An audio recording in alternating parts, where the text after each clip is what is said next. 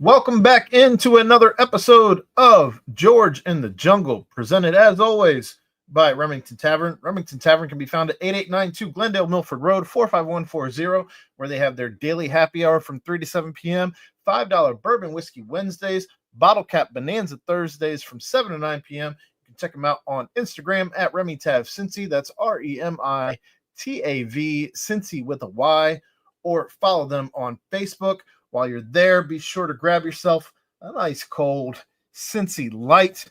And we thank Cincy Light for sponsoring our studios. And with that, George, it's been a week. Thanks, Cincy Light, for a nice beverage. Hey, that's for you sure. and me both. Yeah. They started selling them at the Athens Kroger, so I'm. Oh, good. You're set.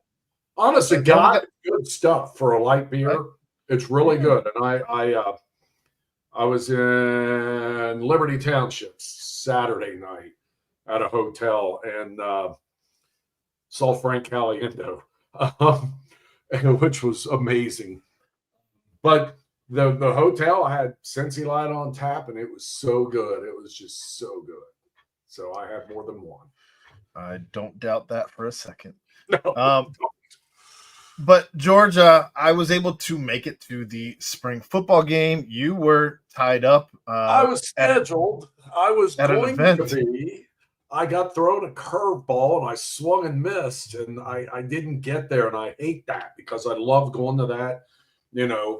It's just kind of a chance to catch up and see, and I read all about it and try to keep up with what's going on. But I like to get my own eyeballs on it and see, what's going on and who stands out. And it doesn't mean they're going to stand out, when the season opens. Doesn't mean that I know what the hell I'm looking at, but I'm trying, and at least I'm comfortable with that. So it kind of, I got to make an effort to get to higher ground now so I can see these guys before they take the field.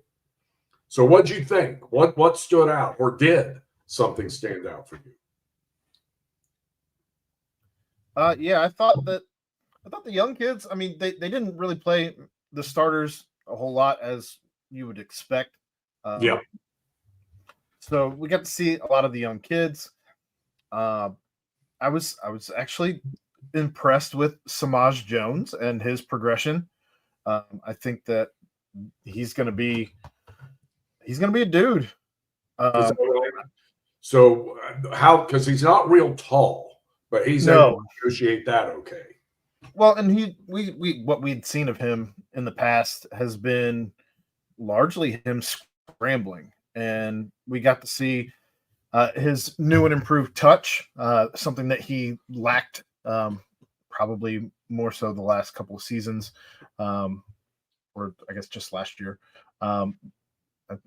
With fall and spring, it starts all running together.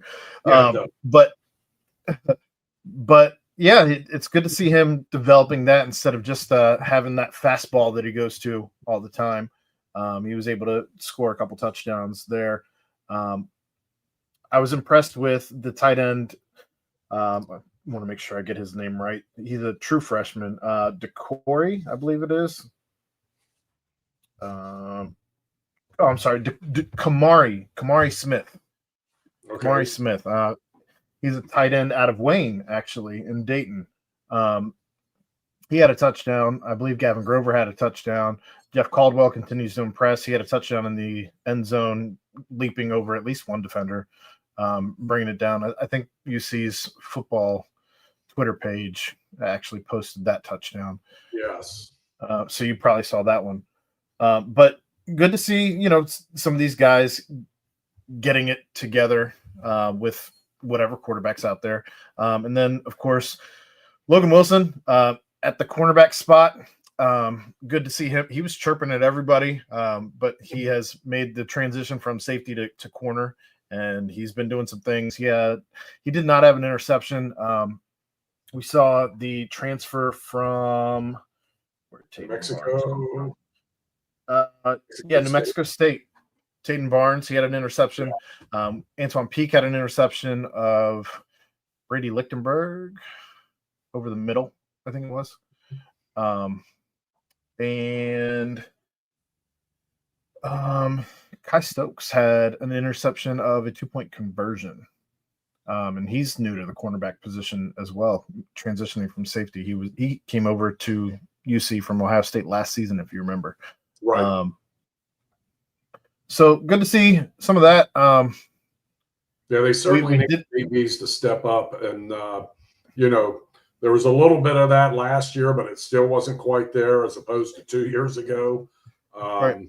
But hopefully that trend continues and they're much improved because they need it. And it's good to see Antoine Peak getting in there and mixing it up and on scholarship. And, he was a walk-on out of Indian Hill and obviously his dad, a UC Hall of Famer.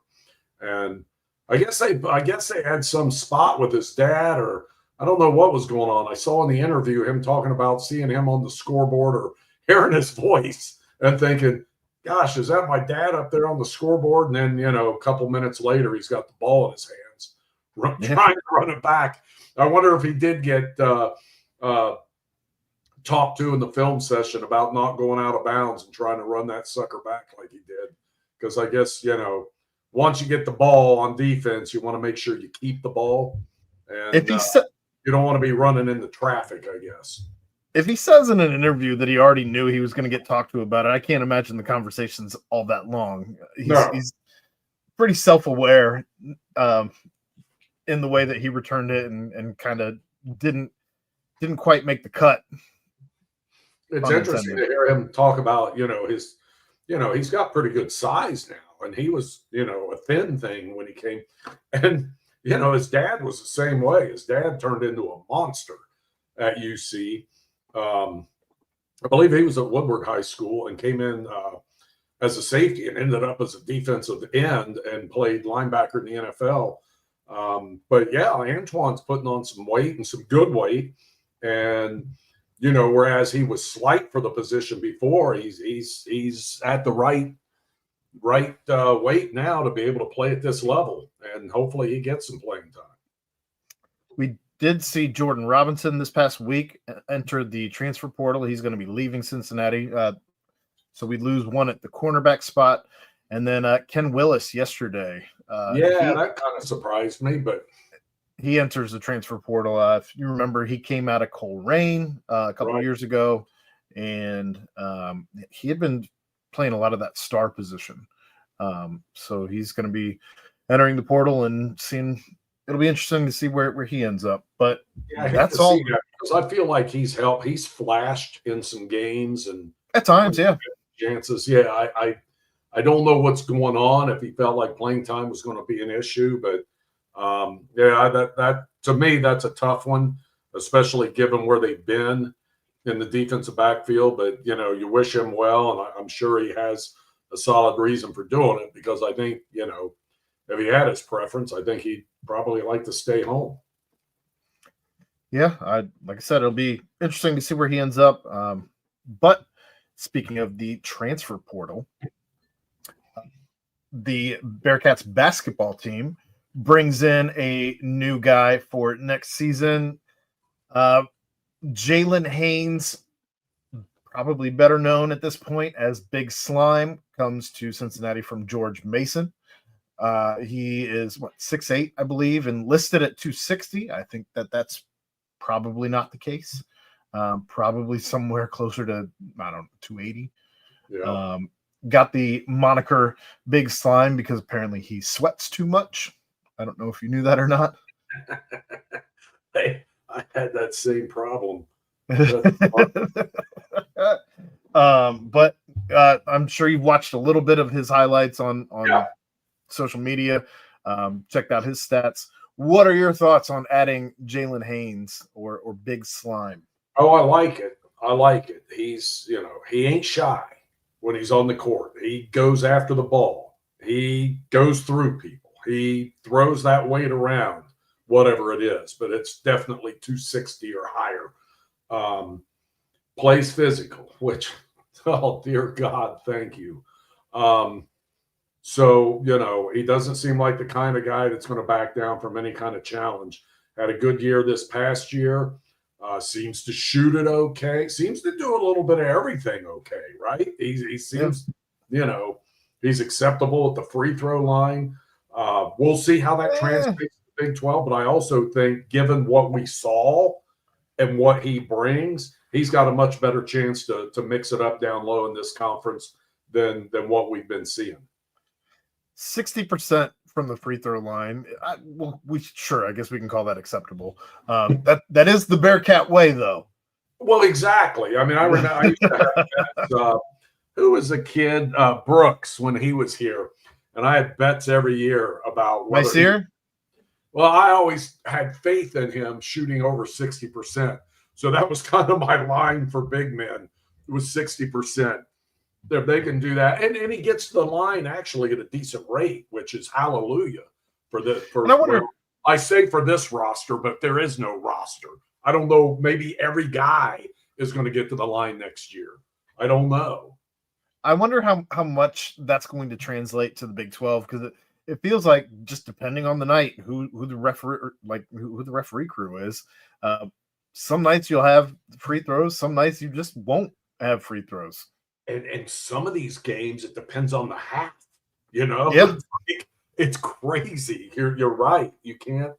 You certainly can't predict how that's going to go, but I feel much better about having a guy, that isn't afraid and will play through contact and give it a go. So I feel good about that. And hopefully there's going to have to be more bullets in the chamber, because how many are on the roster right now as we sit here? 3, 4? So there's Slime. Well, there's the 2 guards they brought in, so that's 3. Then you got Jizzle back. Then you think Day, and pretty sure McKinley will be here, right? So we're up to 6. Yeah. And Halveen right now, Halveen Zella. Yes, he's still around, right? And you know what? I have no problem with him being, definitely third guy. Whatever what I saw out of him. Yeah. I think there's still some promise there. But yes, they definitely still have a lot of work to do. But it seems like with the 3 guys they brought in, they've certainly upped their level of toughness in the old Bearcat sense, that, you got some guys that don't back down from anything. Agreed. And we all complained all season last year about wanting to see guys who cared, guys who weren't afraid to be vocal leaders, because I don't think we had one on the team last year. Not a single one.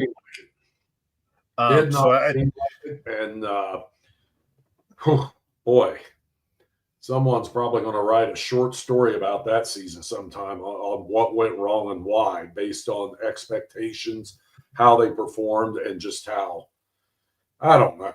That just never seemed like, once they got to the end of December, it just seemed like it all went away and it never came back for real. And, I know it can be a delicate dance when you're bringing in so many big personalities. So that'll be this is something we wanted. So don't get me wrong. I'd rather have the guys like this than not have the guys like this. But it's going to be something for Wes and company to have to just be aware of when you have so many big personalities in the locker room. Keyshawn Tillery's coming in. So there's 2 freshmen coming in too. So we get to 8 with those 2. And apparently he's a fairly big personality and not one of these guys that backs down and will hold teammates accountable and do things of that nature. And my God, that's what Bearcat basketball was for a long time. And, mixed teams always had somebody kind of like that was, whether it was, Justin Jackson, Trey Scott, Sean, there were many. I mean, there's several that were not going to, Justin Jennifer, they were not going to let guys settle for okay. They expected more out of them, and it works that way. I mean, that helps build a successful team. Maybe, maybe they don't always go out for a beer after the game, after they damn near came to blows in the locker room or whatever, but it usually works out on those teams. But you're right. I mean, Wes is going to have to stay on top of that, but I would rather have that problem than trying to light a fire under people. Yeah, it's probably a little bit harder to do that. I don't know that you can teach caring. No, not at this level. It's much better to have to dial it back than try to crank it up.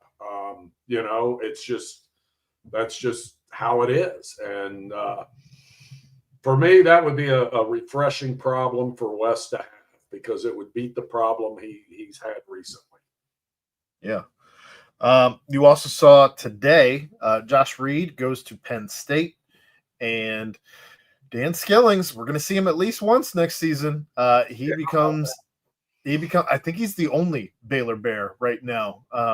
That's not an incoming. I don't even know if they have incoming freshmen. I'm not sure. But he may be the only upperclassman.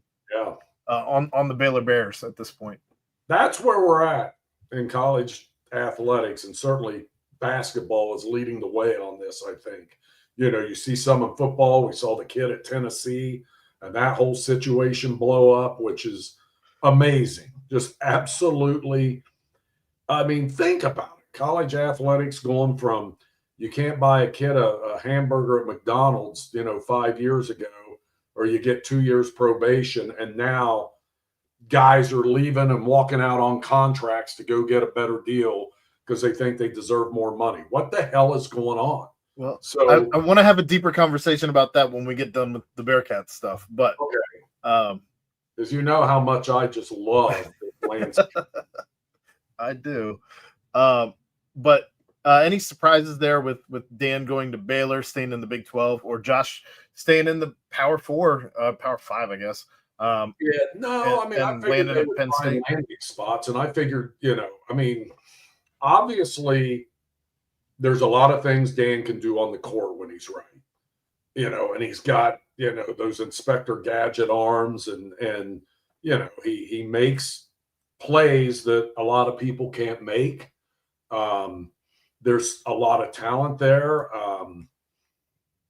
So no, I knew somebody. Somebody's going to take that kid and think they can get him right, and they may be able to, because there is something in there. There is talent. There is athleticism. There is, sometimes he looks a little awkward and gangly like a baby giraffe, but he can still get the job done. And when he's on, he can be pretty damn good. But you've got to find that switch and keep it on at all times with him. So I figured someone would do that. And Josh Reed's a guy who can do a little bit of everything and seems like a great team guy, and certainly can defend. So yeah, there was a role for both of those guys on the team, at a Power 4 or Power 5 conference in college basketball. So I'm not surprised they found decent landing spots. I just wish it wasn't as jumbled as it is. I mean, I'm renewing season tickets, and I don't even know who the hell's going to be on the team. Well, we got 8 right now, George, so we technically could have played in the crown. Yeah, we're getting there. I'm sure they'll have a full complement by the time they tip off in November. I wouldn't doubt it. So I think that's about it there. And Bearcats baseball this weekend. They take 2 of 3 from Arizona State. Were you able to catch any of the games? No, that's another one where I was stuck Saturday, and then I got caught between the Bearcat baseball game and Frank Caliendo in Liberty Township, and so I didn't make it. I did watch. I watched Friday. I watched Sunday.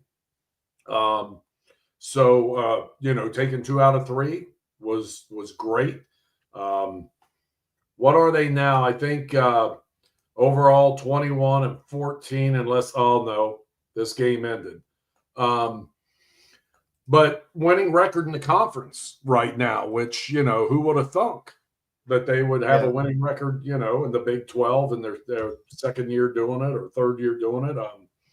So good to see. Good on them. Too bad they lost tonight to Xavier. Would have been a nice win, because Xavier's got like this nice strength of schedule and all this stuff, and it would have been good for those numbers, I guess. But you know, these midweek games, you got to concentrate on those conference games. But they were up going to the ninth. They should have locked this down. That hurts. Now you brought up Nico Iamaleava from Tennessee. I'm leaving. And he did. Yeah. And he was getting 2.4 by reports for this season. Wanted 4 and decided to hold out. We also found out this past week that he apparently almost held out from the playoff game because he felt that he was paid for 12 games, not 13. So you almost had a situation there. What do you do? I don't know how you fix any of this. They've got to get a handle. They've got to turn them into employees or whatever it is they do once they unionize and do that. There's got to be a way to do this, and because I don't know where it ends. I mean, you cannot continue to have guys jumping every freaking season like they are, and in college basketball, it's just a joke.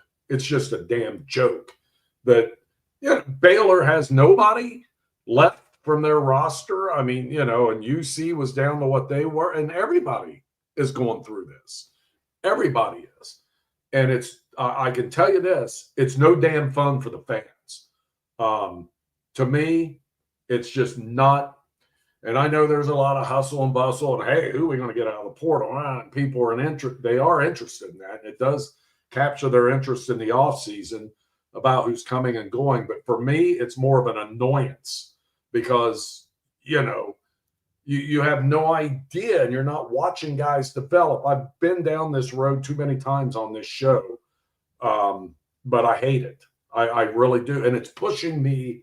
It is pushing me away. If we have a couple more years like we've had the last 2, I don't know where my interest level is going to be. And I've followed this stuff my entire life. I've loved it. But I'm telling you, my interest level is going down, and I am not.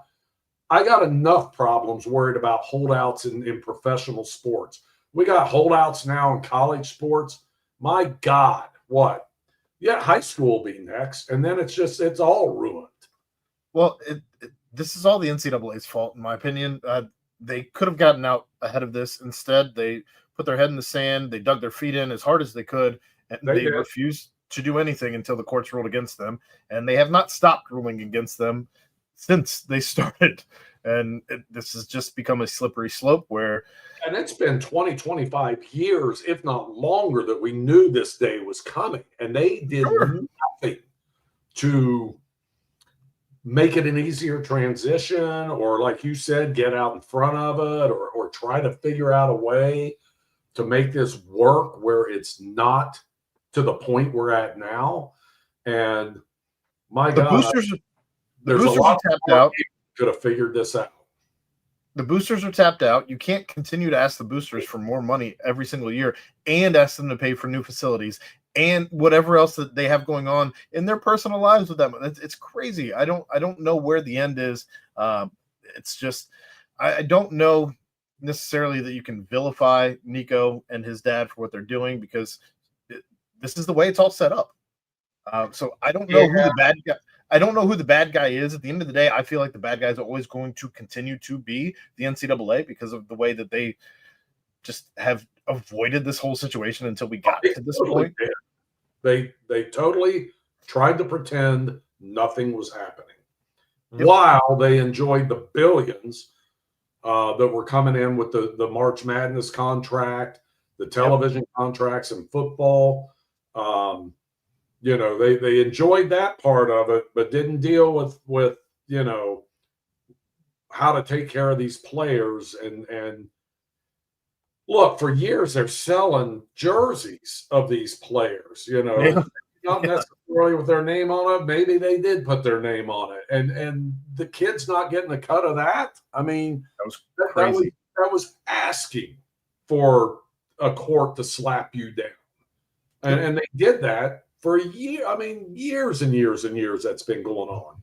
And, I guess it kind of, in a way, took a video game to make it come to a head when they had those college football games with here's number 8 or whatever at quarterback for UC. Hey, we know who that guy is, but we're not calling him his real name. But, he looks like him, he runs like him, he throws like him. But, we'll take the money off of that as EA Sports. It's crazy that it got to that point. And so it's no surprise it's the mess it is. I think, I guess the kid from Tennessee tried to handle it some behind the scenes and not make it public when they were going through the college football playoff and the game at Ohio State. And, he probably did the right thing there, right? And just owned up to it and did it because, my God, can you imagine? And he did himself a favor, too. He would have been vilified one way or the other if he had sat that game out at one of the biggest games for Tennessee when all the fans buy the tickets at the shoe and all that. That would have been bad. And in some ways, I wish he would have done it because it would have put all this stuff in the front window and maybe something would have happened sooner. So we'll see. But it's a sad day, in my opinion. I'm glad the players are getting apart, all that, okay. But just this movement and not knowing who's going to be on your team. And some of these kids, it's not good for. I mean, some of these kids need to develop and be in a pipeline, a program that develops them the right way. And when you're jumping, from Marshall to UC to Penn State, are you kidding? You're not going to develop as much. Well, we'll see. Today's rumors of Nico were that he was going to be making about $1 million on his new contract, which that's the wrong way for where he wanted to be. So we'll see what happens. He's going to take a hit. He's going to take a hit. You can only go where the market dictates you, and I imagine he's probably being blackballed right now. If being completely honest, think of it this way, though. Is that a leader that's doing that where he made a deal and decides I want more? I don't know. Talent's talent, but I can see why some coaches would be like, is this dude really all in? You know what I mean? Like if you were considering sitting out a playoff game, are you really all in? It's a tough deal. I mean, I don't know if you saw Cal lost 4 running backs today. Oh, no, I did not. So there's a trickle down effect because they need to end up somewhere. Some other people are going to hop in the portal from where they end up or where they bring their replacements from. So we'll see where the dust settles now that the spring transfer portal is upon us. It might be a busy portal this offseason here. And then essentially these mid-major and below, they're the farm system now. I mean, it's and they're dealing with it the best they can, but it's like, I guess you go out and get the best players you can as always, and just let the chips fall where they may, because if you catch lightning in the bottle, at least you get them for one season. But, it's like, let's just go back and say, this is probably a bad example, but I don't think it is. You go back to when Miami of Ohio recruited Ben Roethlisberger, and Big Ben was playing tight end as his high school because the coach's son was a quarterback too and was a year ahead of Ben. So you got this future Pro Football Hall of Fame quarterback, Super Bowl champion, as a junior playing behind the coach's son at quarterback. So he was a tight end. Well, Miami saw him at a camp and saw him operate some at quarterback. So they go all in on the kid, and he commits as a quarterback to Miami, but he hadn't played quarterback really in high school yet. Then he goes his senior year at Findlay and lights it up. And then, here they come. All the big programs are coming in, but Ben's like, nope, they said first, they wanted me as a quarterback. I'm going to go to Miami and play quarterback. Do you think today with the NIL money, there's no way he could honor that commitment? Probably. No, because no shot. it would be millions he would be turning down.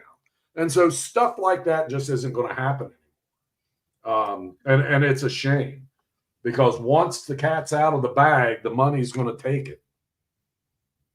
Well, switching gears here, now that we got you off your soapbox.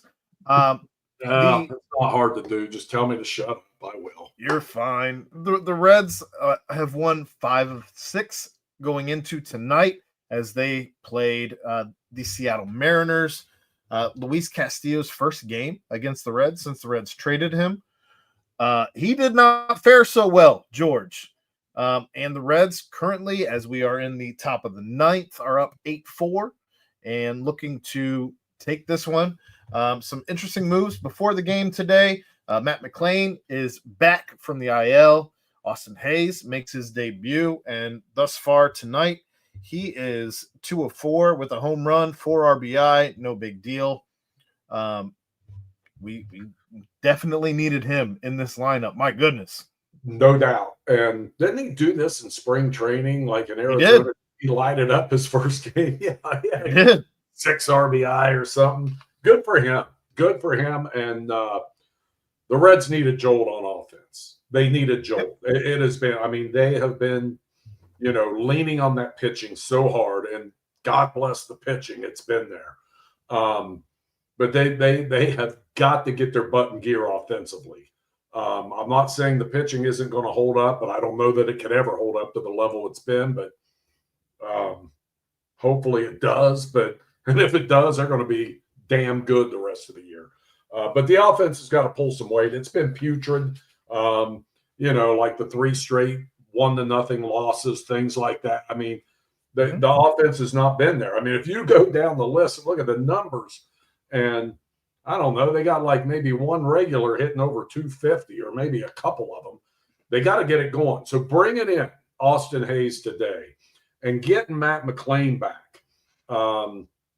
That's 2 big ones. They're waiting on Tyler Stevenson, although Trevino's done well. I mean, that was a good pickup at catcher in the offseason. That was a shrewd pickup by the Reds. But Stevenson, he'll begin his rehab hopefully next week. That's what their timeline is, and hopefully all goes well there. That gets them another stick to play with in the lineup, whether it's a DH at first, a catcher. At least they've got another viable bat that they can throw in that lineup whenever, wherever they want. So, yeah, that's good. That's good. Fully expect Matt McClain to do the things we've seen Matt McClain do. And, if Austin Hayes can just be kind of what he was that all-star season before he got hurt, before he got sick and was dealing with what he was dealing with, if he can bounce back and be close to that guy, that's a huge help for this Reds team, because the pitching has totally been there. And, Ellie is still striking out, but he's just going to continue to do that. Maybe his average isn't where people want it, but that dude's got 17 RBI in 17 games. Am I crazy? Something like that. So he's been productive, but you get some other bats around him and maybe some things change a little bit, and he starts seeing a little more better pitches, and hopefully they take off and play the kind of ball we think they're capable of. Yeah, you mentioned pitching being great. Hunter Green might be the best pitcher in baseball. He certainly, as far as ERA goes, he is the baseball's best in ERA since July of last season. I believe it's somewhere around 1, maybe sub 1. Yes. It's unreal. He is looking like a legitimate Cy Young candidate. We of course did get our first Cy Young with Trevor Bauer in the shortened season due to COVID, but maybe this is without. Some people put an asterisk on anything that happened in that shortened season. I don't care. Whatever. It all counts the same at the end of the day in the books. So I don't know. 100 years from now, Cy Young Award winner, right? Cincinnati Reds. But I would love to see Hunter Green continue this dominant streak all season, because if you can rely on that every 5th day, the Reds do win tonight, by the way, so over 500. But if you can continue that dominance that he has been putting up, Hunter Green can be something. It's crazy the numbers he's been putting up and what he's done early this season. Let me find those. I thought I had those numbers. While you look for that, the 42nd highest paid pitcher in baseball, George, with the contract that he's currently on. Sweet contract for the Reds. I got a feeling they have to revisit that pretty soon. Probably. Yeah. ERA under 1, 0.98, 27 2/3 innings, just 12 hits allowed, 4 walks, which is fantastic. That's unbelievable. Given where he was, yeah, and 31 strikeouts. Throws, goes into the 9th inning, still throwing 100 like he did last week in that game out on the West Coast. This dude is on it, and I'm sorry to say, I'm sitting there, and it's the 2nd inning on Sunday, and I think he was pitching Sunday. And I'm like, this guy is the best pitcher in baseball right now.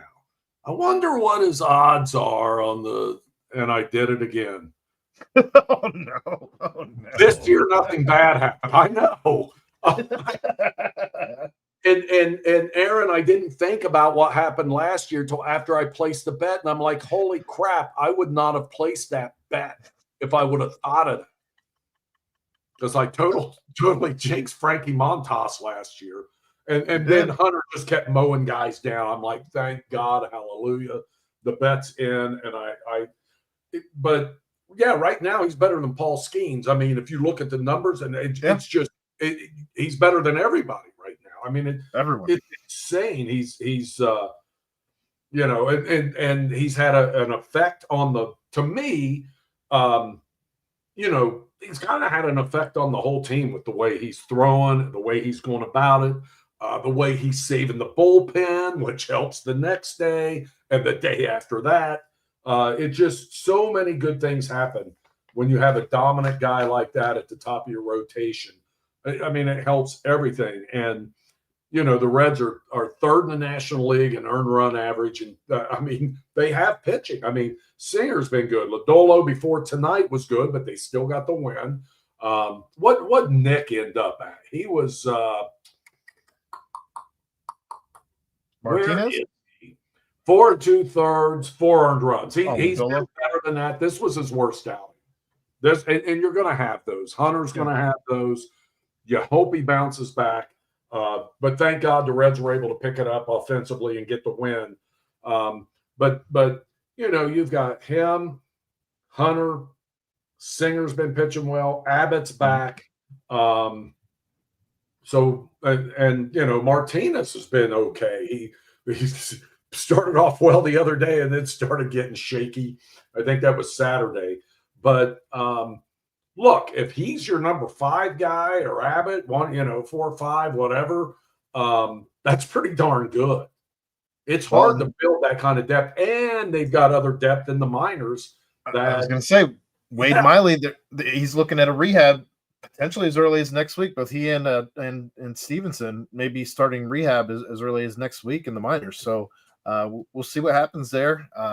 But all things Flowers ready in June, and he doesn't have to be up here just pitching, because you're going to run into injuries. We know that somebody's going to strain something. It's going to happen.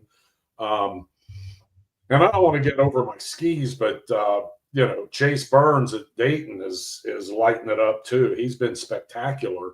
Getting his first taste of real pro baseball.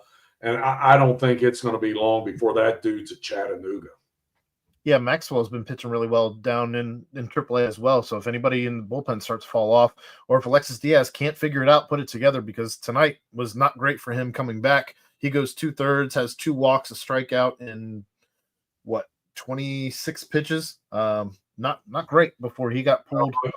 I was really glad that Francona's like, we're not using him as a closer right away. Yeah, they continued to use Emilio Pagan tonight. 100% the way to do that. Yep. I mean, that guy has no claim to the closer position after what happened last year anyway. So it's good that Terry handled it that way, and put him, going to pick the spots to put him in. And I will say this: he didn't give him a long leash tonight either, did he? Like, how many batters did he face? It's like he had a couple of walks, and it was like, all right, see you later, bud. I think he had four batters. Yeah, 4 batters, 2 walks, and it's like, okay, enough is enough. And Good night. He got a tourniquet on it, and that's what he needed to do. So I like to see that, and I just, we talked last week about how early it was. Yeah, and they had a good offensive night tonight. We'll see if that carries over. But hopefully, Austin Hayes, Gavin Lux, 2 guys who are new to the lineup, continue to produce, because Lux, he had a good night tonight. 4 for 4. Yeah, he had a great night. He's been playing better, and as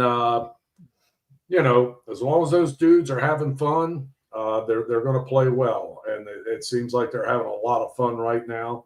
And I'm thrilled with how they're playing right now. Just need one of the three, between, unless you're sending Spencer Steer to the IL. Yeah, Spencer Steer, Jaime Candelario, and Christian Encarnacion Strand. Yeah, one of those three dudes has to figure out how to put bat on ball.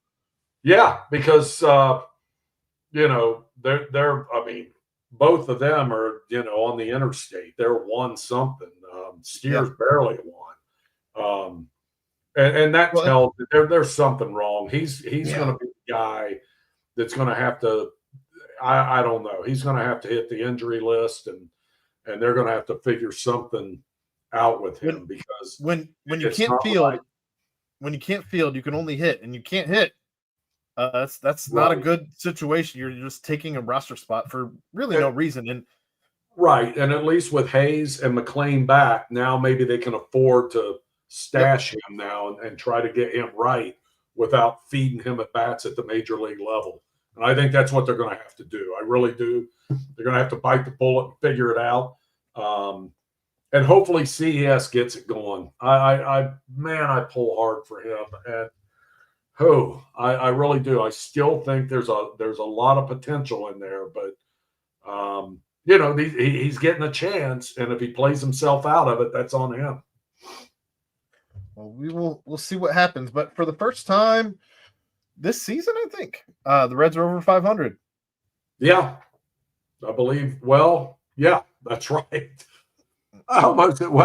They were above 500 8 innings into the season. Then Jabot came in, but they are above 500 for the first time, I believe.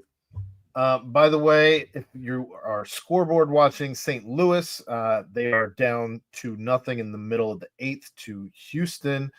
So if St. Louis loses, Cincinnati will be all alone in second place, only a game back on the Chicago Cubs. Well, I thought there would be a scrum in this division, and the Reds would be right there. But where are we? April 15th? Oh, shit, it's tax day. It is. I filed mine last night. But the you're one of those. I used to be too. But the Cubs and Padres are in the middle of the first, so it won't be one game by the end of the night. Maybe we're a little closer. Who knows? But we'll see how that shakes out. But for tonight, the related thing I wanted to get in was the Tommy Helms. And I don't know. You probably don't remember a whole lot about him when he was, obviously a rookie of the year for the Reds back in '66. Was part of that trade that brought Joe Morgan to town from the Astros. In fact, I talked to a guy this week that was this weekend who was a bat boy for the Reds in, I think, 71, 2, and 3. And 71, he was a bat boy, and 2 of his favorite people were Lee May and Tommy Helms. And then that offseason, they get traded to Houston. But, in comes Joe Morgan, and the bat boy was thrilled about, how everything turned out, because they were all great guys, too, that came in. Cesar Geronimo, Dennis Menke. I just wanted to mention Tommy Helms because, he came back as a coach on Pete's staff. And when all that hit the fan with Pete, Tommy became interim manager, and was just a great guy. And I saw him about 3 or 4 months ago, and he had this big old full beard. And I was in an elevator. He's like, I don't know if you remember me or not, but I'm Tommy. I'm like, God, do I remember you? Yeah, I was, he had that bar up at Coleraine Township called Extra Innings that I'm sure a lot of old school people remember. Just a great guy, and just, God, so many guys from that era. I mean, that's how it works. And so many have gone recently, and it's tough. But boy, if there was a guy you could love that was a member of that Reds organization, he was like a Tom Browning before Tom Browning. Like, he was just a buddy to everybody. Didn't matter who, where, what your background was, just a good human being. Well, George, I don't remember him, not to take anything away from your story, but I was only 6 when the Reds won the 1990 World Series. So, yeah. Do you remember that? The World Series? Yeah, them winning it? It's foggy. I'll say that. Yeah, okay. I wish I remember. So awesome. I wish I remembered more of it. I'll say that. Like, it was. I was excited. I remember that, but the after hours like party downtown that exploded when they won that night. It was insane. I was down there till like 4:30. My goodness. It was so much. I mean, seriously, people blocked streets with their cars and just played music, and it was, I think I talked about it once before on here. I mean, it was almost like you see those pictures of the end of World War II where all these women are kissing soldiers. It's like everyone was kissing everybody in Cincinnati that night. It was crazy. It was crazy. It was so much fun. Oh, that's funny. I hope you guys get to experience it soon. That's what it's like. It's been generations, it's been, what are we talking? 35 years to celebrate a championship in Cincinnati. And that's like a whole generation. And I saw it in 75 and 76, but I didn't really take part in it. I was, in high school or just out of high school. And so, I wasn't going to be down there in the middle of that mess. If I'd lived closer to town, I may have. I probably would have.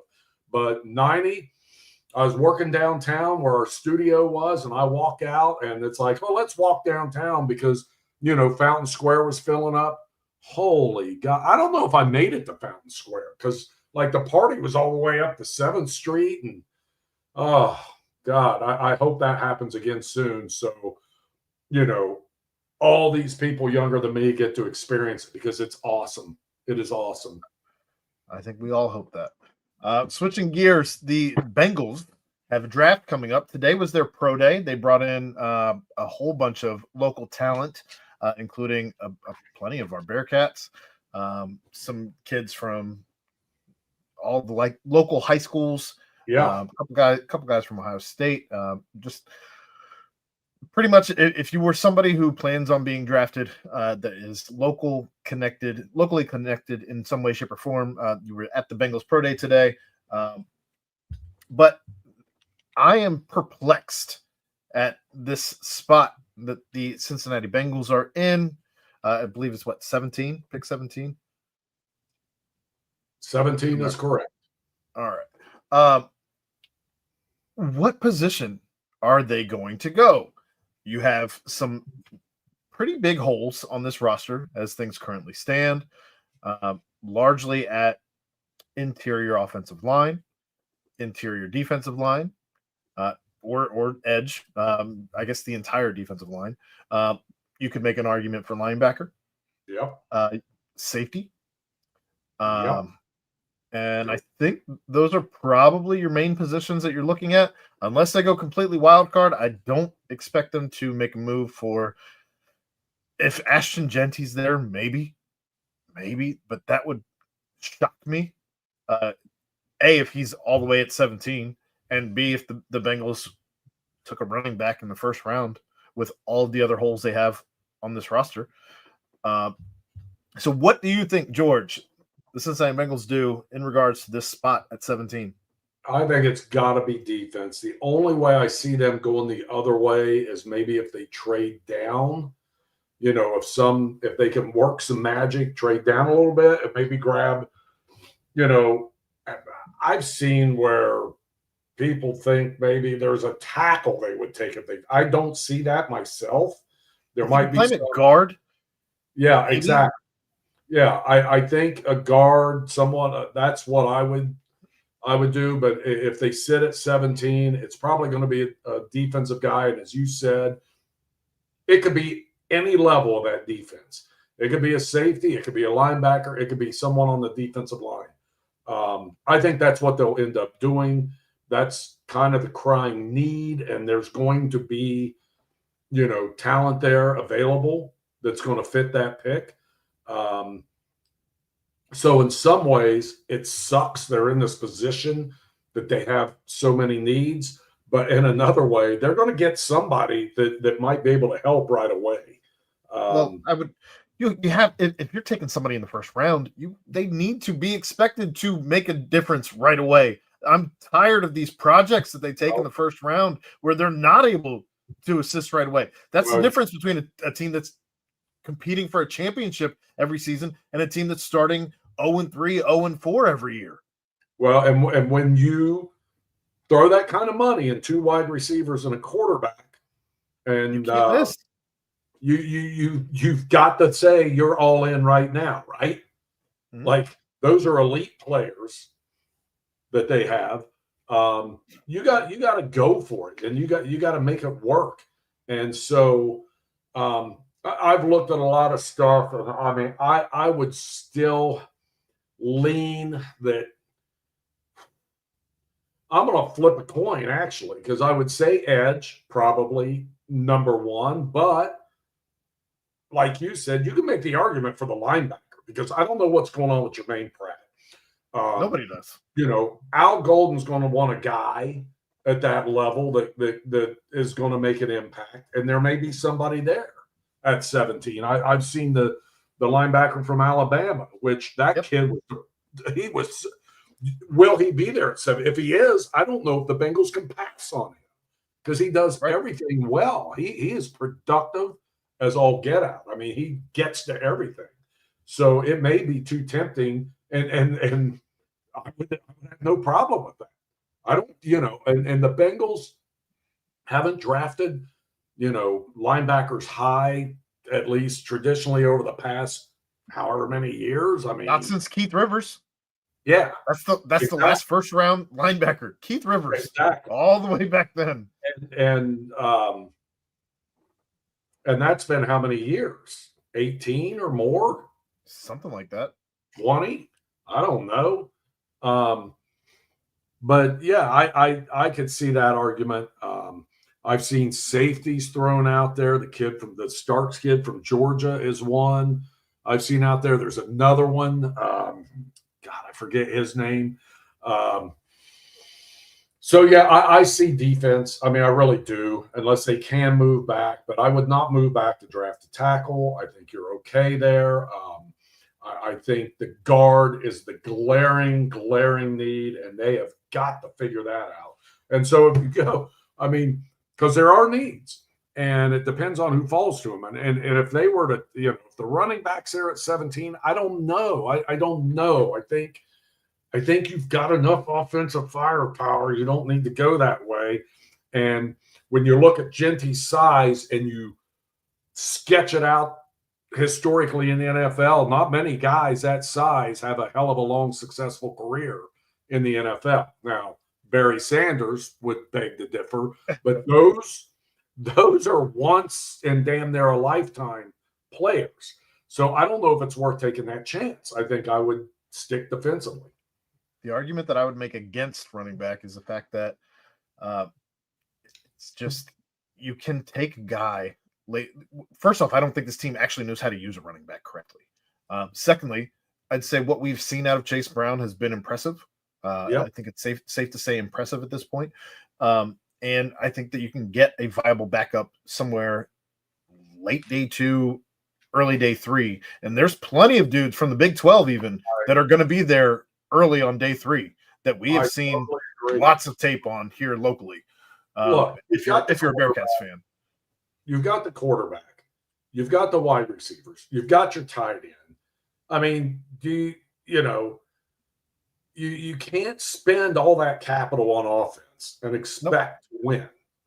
Unless it's guard. Got capital there. Now you're going to have to fix that line a little bit. You got to fix the guard situation, but you're going to have to figure out a way to do that because without hurting the defense, you've got to spend something on this defense. And I don't know what's going to happen with this Trey Hendrickson thing. My guess is he comes back and plays his year out, and then you got to worry about edge again after that. But I just don't see any reason for them to go offense in that first round when your defense has been so neglected. I agree. I would love to see them. If you take a defensive tackle, if you do bring Trey back, you have pretty much shored up defensive tackle for the next almost decade. Between what you invested last season and then taking a defensive tackle early. If you take a safety, you almost have to consider cutting Geno Stone because I don't. Yeah, I would guess they would. I would guess defensive line linebacker before safety for that reason because they have two veterans back there. There's some other guys coming back that may be able to help. So I don't know, Aaron. You got to win that battle up front, and it seems like they're always a step or two behind the teams that go to the Super Bowl in that department, and it's time to fix that. You cannot swing and miss on whatever this first round pick is. Please. Miles Murphy's got to do something this year, right? He's got to do something this year. He's saying the right things in the interview this week. Oh, I loved hearing that. I like that attitude, and I like him knowing it's time for me to do something. Yep. And he does have talent, and hopefully Al Golden and the new line coach can find that switch. And if they do, they're going to be well on their way because, as we said, offensively, they got the weapons. They got to go out and find some big, beefy dudes to play guard that can hold up and not get called for false starts or holds every other play, and they'll be fine. Well, we are 9 days away, so things should really start. There should be plenty of chatter by the next time we do this show. Are you kidding? You know how the NFL draft is. We will be a day away the next time we do this show. Or 2 days away. For the draft. 2 days away. So we'll see what happens. I'm sure we'll have all new opinions to give on the draft come next week. But I'll be all in on a running back next week, probably. We do have a question in the chat here from Evan. Do you guys have a better feeling about Bearcats or Bengals football this year? George, I'll let you go first. It's a solid question. It is. I would say, though, without question, I have a better feeling about the Bengals. I cannot go against Joe Burrow. From what I saw from the Bearcats last season, things kind of fell apart at the half. That's not to say I don't feel better about the Bearcats this year because I do. So do I. But, so do I. I cannot go against Joe Burrow, especially with all of the contracts now in the rear view mirror as far as the T. Higgins and Jamar Chase thing, because I still believe T. Higgins sat out last season, not because he was actually injured. At least not for the entirety of his. I do feel better about the Bengals, but like you said, I do feel that the Bearcats will be improved this year. Agreed. One last topic before we get out of here. FC Cincinnati, George. How they doing? Doing good, man.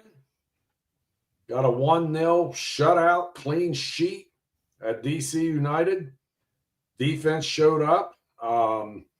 And that was because offensively they didn't play their best. And that's according to the head coach. But defensively, they played dynamite. And he singled out Lakota West's finest, Nick Hagelin, for maybe having one of the best games he's had for FC Cincinnati. And so now all of a sudden they're third place, based on points, tied for second when it comes to wins, losses, ties, points.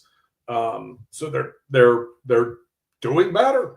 If that offense picks it up just a little bit, they'll be fine. I think, it's funny to watch it's like a baseball season for soccer because there's 30 some games. But there's ebbs and flows to that soccer season because it's so damn long. And they have those breaks that we've all talked about and disliked. Yeah. But there's so many ups and downs, and they're on an up right now. They're finding ways to win, and when they get it clicking offensively, they'll be a force. They're got to give them a lot of credit because they find ways to, they lose guys that you think are staples of the team, and they find dudes to bring in and replace them. They're not afraid to throw some cash on the barrel down there. I'll give them that. In the last 3 games, they've only given up 1 goal. They've held all teams thus far in April scoreless. We'll see what happens when they play Chicago on Saturday. Looks like Chicago is favored, but we'll see. Soldier Field. You've got to score goals to win games, George. Yes, they got to get that going, but they've got some players that should be playing at a fairly high level before all is said and done. Anything local baseball you want to hit on? Nah, Moeller's still rolling. Did you hear about Shocker. Yeah, Shocker.